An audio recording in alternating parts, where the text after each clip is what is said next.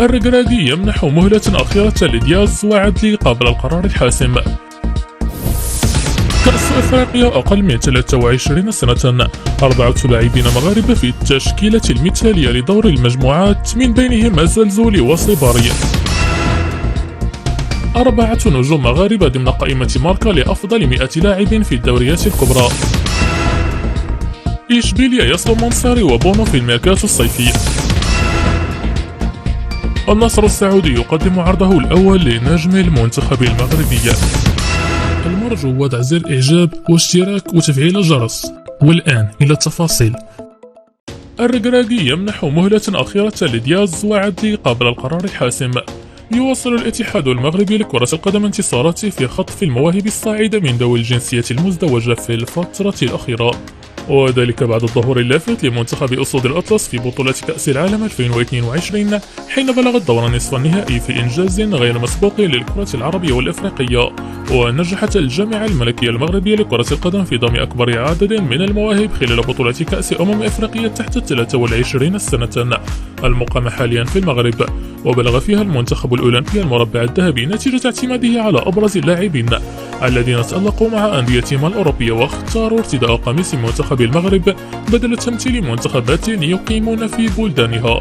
وفي الوقت الذي تمكن فيه المغرب من جذب عديد من النجوم بعد المشاركة الناجحة لمنتخب المغرب في المونديال كمهدي بوكامير وإبراهيم صلاح وبنيامين بوشوهري وأسامة العزوزي وأمير ريتشاردسون وطه يونس الإدريسي، يخوض الاتحاد المغربي أيضا سباقا محتدما من أجل ضم نجم فريق باير ليفركوزن الألماني أمين عدلي إلى منتخب أسود الأطلس، وأيضا إبراهيم دياز العائد إلى أحضان فريقه السابق ريال مدريد الإسباني. وذكر موقع العربي الجديد أنه حصل على معلومات من مصدر مقرب من الجهاز التدريبي للمنتخب المغربي أكدت أن وليد الركراكي يتكلف شخصيا بملفي إبراهيم دياز وأمين عدلي بتنسيق مع بعض المقربين منهما، إذ يحاول إقناعهما بارتداء قميص منتخب أسود الأطلس اعتبارا من بطولة كأس إفريقيا التي تحتضنها الساحل العاج في يناير المقبل.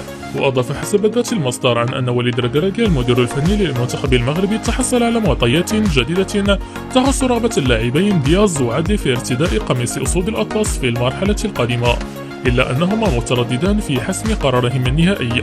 وتابع: قرر المدرب الركراكي منحهما مهلة أخيرة وحدد شتنبر القادم لاتخاذ قرارهما النهائي، إما اللعب لمنتخب المغرب أو التراجع نهائيا عن فكرة ضمهما إلى كتيبة القائد رومان سايس.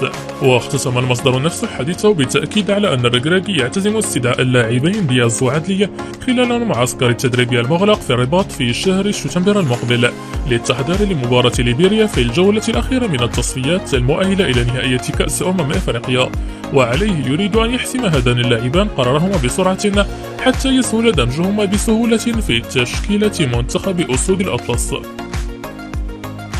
كأس إفريقيا أقل من 23 سنة، 4 لاعبين مغاربة في التشكيلة المثالية لدور المجموعات، من بينهم الزلزولي وصباري. تالية للمسابقة القارية حضور 4 أسماء مغربية تتمثل في مهدي بوكامير وإسماعيل سيباري وعبد الصمد الزلزولي ثم يانيس بقراوي.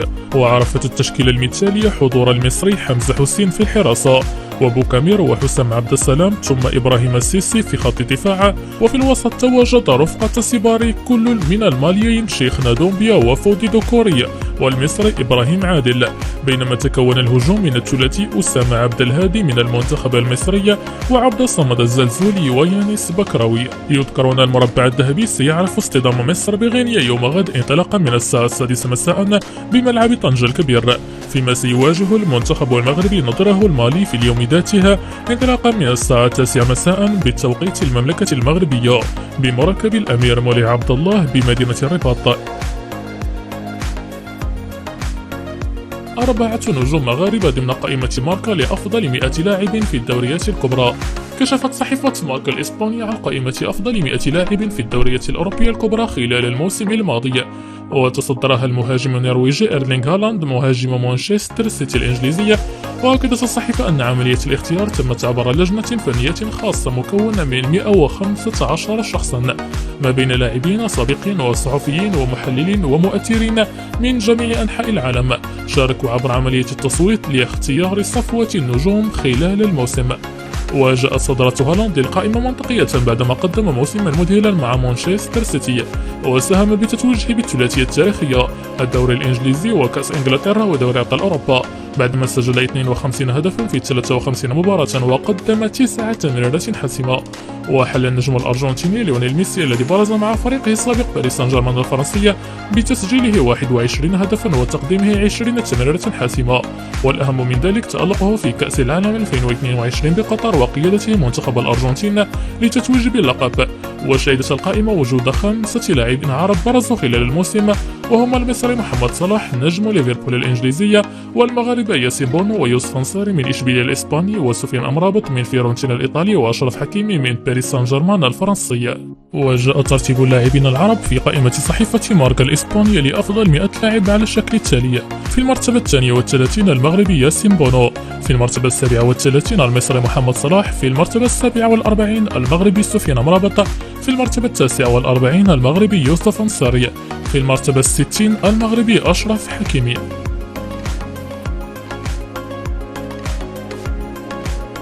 إشبيلية يصدم أنصاري وبونو في الميركاتو الصيفي. أبدى الدوليان المغربيان يوسف أنصاري وياسين بونو استعدادهما للاستمرار مع إشبيلية الإسباني في ظل تألقهما وارتياحهما مع الفريق الأندلسي. وفي ظل موافقة الثنائي على الاستمرار، يعارض إشبيلية رغبة اللاعبين المغربيين بإبداء موافقته على رحيلهما من أجل إنعاش خزينته المالية، وفق ما ذكرته تقارير صحفية إسبانيا. وتابعت أن الديون تلاحق إشبيلية، والنادي مطالب بتوفير 90 مليون يورو من أجل تسوية أوضاعه المالية قبل دخول غمار الموسم القادم، الأمر الذي دفعه لوضع بونو وأنصاري للبيع على أن يظفر برحيلهما من مقابل مالي مهم. وأشارت التقارير إلى أن أنصاري يثير اهتمام نادي نيوكاسل يونايتد الإنجليزي الأخير الراغب في شدة في توقيعه، فيما يتحرك الثنائي السعودي النصر والهلال لضم ياسين بونو. يقدم عرضه الأول لنجم المنتخب المغربي. قدم فريق النصر السعودي عرضه الأول لإشبيلية الإسباني من أجل التعاقد مع الحارس الدولي المغربي ياسين بونو بحسب صحيفة فوت ميركاتو الفرنسية. وقدم ياسين بونو مستويات رائعة في مونديال قطر 2022 رفقة كتيبة أسود الأطلس التي حققت الإنجاز التاريخي باحتلال المركز الرابع، فضلا عن التتويج بلقب الدوري الأوروبي مع إشبيلية. ووفقا للصحيفة الفرنسية، فإن النصر قدم عرضا أوليا إلى إشبيلية من أجل التعاقد مع بونو، مشيرة في نفس الوقت إلى أن الفريق الأندلسي سيكون منفتحا لمناقشة العرض في ظل الأزمة المالية التي يعيشها الفريق. وشدد المصدر ذاته على أن النصر سيكون مطالبا بإقناع بونو بالانضمام إلى الفريق، علما أن الأخير غير مهتم في الوقت الحالي بالعرض السعودي، ولا يعارض إشبيلية الإسباني فكرة رحيل ياسين بونو، ولكن يجب أن يتجاوز العرض 20 مليون يورو. وأصبح بونو محط أنظار العديد من الأندية الكبرى في أوروبا، حيث تصدر قائمة الفرق المهتمة بالتعاقد معها نادي مانشستر يونايتد الإنجليزي وبايرن ميونخ الألماني.